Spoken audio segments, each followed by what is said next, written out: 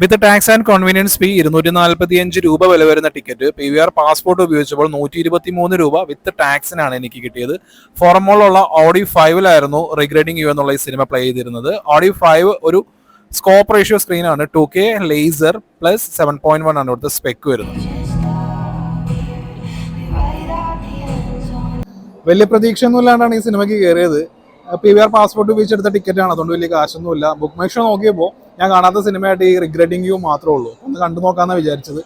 ഞാൻ സെർച്ച് ചെയ്തപ്പോൾ ഈ സിനിമയെക്കുറിച്ച് ജസ്റ്റ് നോക്കിയപ്പോൾ ഒരുപാട് നെഗറ്റീവ് റിവ്യൂസും കാര്യങ്ങളൊക്കെയാണ് ഉണ്ടായിരുന്നത്. ആക്ച്വലി ഇതൊരു ബുക്കാണ്. 2019 എന്തോ ഒരു വളരെ ഫേമസ് ആയിട്ടുള്ള ഒരു ഓഥർ എഴുതിയിരിക്കുന്ന ഒരു ബുക്കാണ്. ആ ബുക്കാണ് ഇവർ സിനിമയാക്കിയിരിക്കുന്നത്. അപ്പോൾ ഈ ബുക്ക് സിനിമയാക്കുമ്പോൾ ഒരു ബുക്കിൽ നമ്മൾ ബുക്ക് വായിക്കുമ്പോൾ കിട്ടുന്ന ഒരു കോർ ഇമോഷൻ കാര്യങ്ങളൊക്കെ ഉണ്ട്.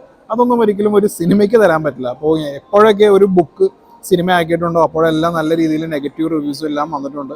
ഈവൻ നമ്മുടെ ഹാരി പോട്ടർ വളരെ സക്സസ്ഫുൾ ആണെങ്കിൽ പോലും ഹാരി പോട്ടർ ബുക്ക് വായിച്ച ഒരാൾ സിനിമ അത്രക്ക് പോരാന്നേ പറയുള്ളൂ. അതങ്ങനെയാണ്. ഒരിക്കലും ഒരു ബുക്ക് വായിക്കുന്ന സുഖം സിനിമയ്ക്ക് നമുക്ക് ഒരിക്കലും നൽകാൻ പറ്റില്ല. പക്ഷേ ഈ സിനിമ കണ്ടിറങ്ങിയപ്പോൾ ഒരു നല്ലൊരു ഫീൽ ഗുഡ് സിനിമയായിട്ടാണ് ഫീൽ ചെയ്തത്. കാരണം നമ്മുടെ മൂഡ് ഒരു ഫീൽ ഗുഡ് ആക്കാൻ ഒരു സിനിമയ്ക്ക് പറ്റുമെന്നുണ്ടെന്നുണ്ടെങ്കിൽ അതായിരിക്കുമല്ലോ ശരിക്കും ഒരു നല്ല സിനിമ. അങ്ങനെ നോക്കുകയാണെന്നുണ്ടെങ്കിൽ ഈ റിഗ്രറ്റിംഗ് യു എന്ന് പറയുന്ന ഈ സിനിമ എനിക്കൊരു നല്ല സിനിമയാണ്. ഇതിന്റെ ബുക്ക് 2019 എന്തുകൊണ്ട് റിലീസായത്. ഈ 2019 തന്നെ ആമസോൺ പ്രൈമിൽ സോയ അക്തറിന്റെയും റീമാക്ക് അക്തറുടെയും മെയ്ഡ് ഇൻ ഹെവൻ എന്ന് പറയുന്ന ഒരു സീരീസ് വന്നിരുന്നു. ആ സീരീസിൽ ഒരു ക്രൂഷ്യൽ പോയിന്റിൽ നടക്കുന്ന ഒരു ഇൻസിഡന്റ് ഉണ്ട്. ആ ഇൻസിഡന്റ് ഏകദേശം അതുപോലെ തന്നെ ഈ സിനിമയിൽ നടക്കുന്നുണ്ട്. അത് 2019 ഇറങ്ങിയ ബുക്കാണ്. 2019 ആ സീരീസ് ഇറങ്ങിയത്. അപ്പോൾ ഒരേപോലെ ചിന്തിക്കുന്ന ആൾക്കാരുണ്ട് എന്നുള്ളതിൻ്റെ ഒരു ഉദാഹരണമാണ്. ഇതൊരു സ്ത്രീപക്ഷ സിനിമ തന്നെയാണ്. പക്ഷെ വളരെ സെൻസിബിൾ ആയിട്ടുള്ള സെൻസുള്ള പുരുഷ കഥാപാത്രങ്ങളുമുണ്ട്. ആരാണ് ശരി ആരാണ് തെറ്റ് എന്നൊന്നും സിനിമ പറയുന്നില്ല. പക്ഷെ സിനിമയുടെ കോർ ഇമോഷൻ എന്ന് പറയുന്നത് സ്ട്രോങ് ആണ്. അതുകൊണ്ട് തന്നെ 2 മണിക്കൂർ വളരെ എൻഗേജിങ് ആയിട്ടാണ് ഈ സിനിമ മുന്നോട്ട് പോയത്. ഇതിലെ മെയിൻ ക്യാരക്ടർ മോർഗൻ എന്ന് പറയുന്ന സ്ത്രീയാണ്. ആലിസൺ വില്യംസ് ആണ് ചെയ്തിരിക്കുന്നത്. ഈ മോർഗൻ കടന്നു പോകുന്ന ആ ഒരു സാഹചര്യങ്ങളുണ്ട് ഒരുപാട്. അതെല്ലാം ഒരുപാട് ഇമോഷണൽ ആയിട്ടൊക്കെ നമുക്കൊരു ബുക്കിൽ എഴുതി കഴിഞ്ഞിട്ടുണ്ടെങ്കിൽ നമുക്ക് പല നരേഷനിൽ ആ ഒരു ഫാമിലി ഡൈനാമിക്സ്, അതിലുണ്ടാവുന്ന കോൺഫ്ലിക്റ്റ് നമുക്ക് പല ഡയമെൻഷനിലും നമുക്ക് പല രീതിയിൽ ചിന്തിക്കാൻ പറ്റും. പക്ഷെ ഒരിക്കലും ഒരു സിനിമയാക്കുമ്പോൾ അതെല്ലാം അത്ര എഫക്റ്റീവായിട്ട് കൊണ്ടുവരാൻ പറ്റുമോ എന്നുള്ളത് സംശയമാണ്. ആ സംശയം നമുക്ക് ഈ സീക്വൻസും കാര്യങ്ങളൊക്കെ കാണുമ്പോൾ മനസ്സിലാവും. എന്നാൽ പോലും ആലിസൺ വില്യംസ് ഈ മോർഗൻ എന്ന് പറയുന്ന കഥാപാത്രത്തെ നല്ല രീതിയിൽ പെർഫോം ചെയ്ത് ഡീസൻ്റ് ആയിട്ട് തന്നെ അവതരിപ്പിച്ചിട്ടുണ്ടെന്നാണ് എൻ്റെ അഭിപ്രായം.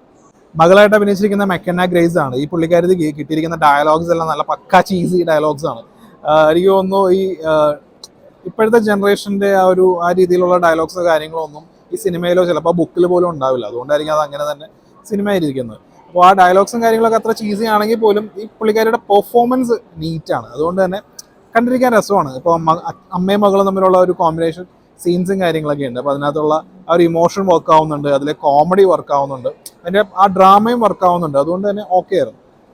പിന്നെ ഒരു നൈസ് ക്യാരക്ടറാണ് ജോന എന്ന് പറയുന്നത്. ഡേവ് ഫ്രാങ്കോ ആണ് അത് അഭിനയിച്ചിരിക്കുന്നത്. അപ്പോൾ ഈ പുള്ളിക്കാരൻ നല്ലൊരു ആക്ടറാണ്. അതുകൊണ്ട് തന്നെ ആദ്യത്തെ 2-3 സീനുകളിൽ ഫോർ ഷാഡോയിങ് ആയിട്ട് പലതും കാണിക്കും. ഈ പലതും കാണിക്കുന്നത് തന്നെ നമ്മൾ നോട്ട് ചെയ്യുന്നതുകൊണ്ട് സിനിമയിൽ ഞാൻ ഇതിൻ്റെ ബുക്ക് വായിച്ചിട്ടില്ല. അതുകൊണ്ട് തന്നെ പല സർപ്രൈസ് ഇല്ലാണ്ടായി വന്നു. ബട്ട് സ്റ്റിൽ ഗംഭീര പെർഫോമൻസ് ആയിരുന്നു. പിന്നെയുള്ളത് മേസൺ തെയിംസ് ആണ്. മേസൺ തെയിംസിൻ്റെ already how to train your dragon ഈ സിനിമ ഈ വർഷം റിലീസായി. ചെക്കൻ നല്ലൊരു നടനാണ്. ഇതിനകത്തുള്ള ഇമോഷണൽ സീക്വൻസും കാര്യങ്ങളൊക്കെ നല്ല ഒരു ഡയലോഗ്സും നല്ല സീക്വൻസൊക്കെ പുള്ളിക്കാരന് കിട്ടിയിട്ടുണ്ട്. അത് അടിപൊളിയായിട്ട് ചെയ്തിട്ടുണ്ട്. അപ്പോൾ ഈ ഹാലോവീനിൽ അടുത്ത ബ്ലാക്ക് ഫോൺ 2 അത് പുറത്തൊക്കെ റിലീസായി, ഇവിടെ റിലീസായിട്ടില്ല. അപ്പോൾ അതിലും ചെക്കൻ ഗംഭീര പെർഫോമൻസ് ആയിരിക്കും. Actually is very talented. നല്ല പെർഫോമൻസ് ആയിരിക്കും. ഹൈ ഓൺ ഇമോഷനൊക്കെ നിറഞ്ഞ് പക്ക മെലോ ഡ്രാമാറ്റിക് ആയിട്ട് പോകാൻ പോകുന്ന ഒരു കഥയും കഥാപാത്രങ്ങളും ഒക്കെയാണ്. പക്ഷെ അങ്ങനെയൊന്നുമില്ല. വളരെ പ്ലസന്റ് മൂഡിലാണ് ഈ സിനിമ പോകുന്നത്. വളരെ ഇമോഷണൽ ആണെന്ന് തോന്നുന്ന സാഹചര്യങ്ങൾ പോലും കോമഡി കലർത്തി. എന്നാൽ പടത്തിൻ്റെ ആ ഒരു മെയിൻ കോർ ഇമോഷൻ ഉണ്ട്. ആ കോർ ഇമോഷൻ വളരെ സ്ട്രോങ് ആയി പറഞ്ഞിരുന്നത്. ഇതൊരു ലൈഫാണ്. ലൈഫിൽ കുറേ ചെയിൻ ഓഫ് ഇവൻറ്റ്സ് പോലെ കുറേ കാര്യങ്ങൾ നടക്കുന്നുണ്ട്. അതിൽ ശരിയും തെറ്റും കാര്യങ്ങളൊന്നും പറയാതെ ഇറ്റ്സ് നോ റിഗ്രറ്റ്സ് എന്നുള്ള രീതിയിൽ അങ്ങനെ പോകുന്നുള്ള ഒരു വളരെ പ്ലസന്റ് ആയിട്ടുള്ള ഒരു ഫീൽ ഗുഡ് സിനിമയാണ്. അപ്പോൾ ഞാൻ ആദ്യം പറഞ്ഞ പോലെ തന്നെ ഒരു സിനിമ കണ്ടിറങ്ങുമ്പോൾ നമുക്ക് ഒരു ഫീൽ ഗുഡ് ആ ഒരു ഇമോഷൻ നമുക്ക് കിട്ടിക്കഴിഞ്ഞിട്ടുണ്ടെങ്കിൽ അതൊരു നല്ല സിനിമയാണല്ലോ. അപ്പോൾ അങ്ങനെ നോക്കുകയാണെന്നുണ്ടെങ്കിൽ regretting you is a winner for me.